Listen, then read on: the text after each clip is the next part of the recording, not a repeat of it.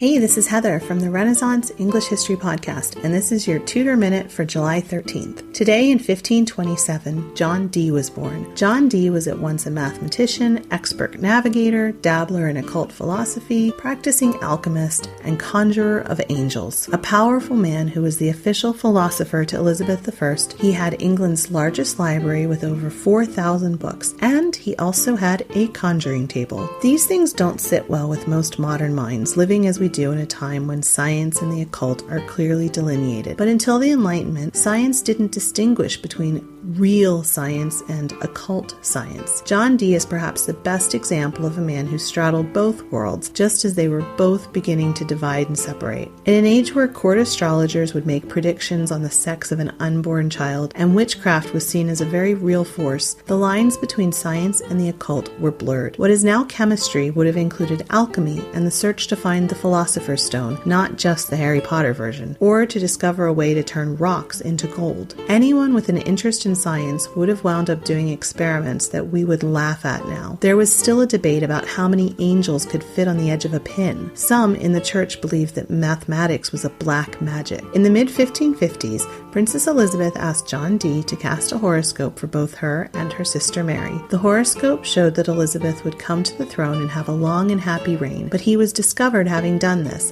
and was thrown into the Tower, where he shared space with some of the Protestant Marian martyrs. Once Elizabeth inherited the throne, she restored him to favor, appointing him her royal astrologer, calling him her noble intelligentsia, and he even chose the date for her coronation. Within 2 generations, the type of science that John Dee did would have been relegated to the world of black magic and done in secret in basements. John Dee straddled both worlds. He was born today, July 13th, 1527. That's your Tudor Minute. Remember, you can dive deeper into life in 16th century England through the Renaissance English History Podcast at englandcast.com.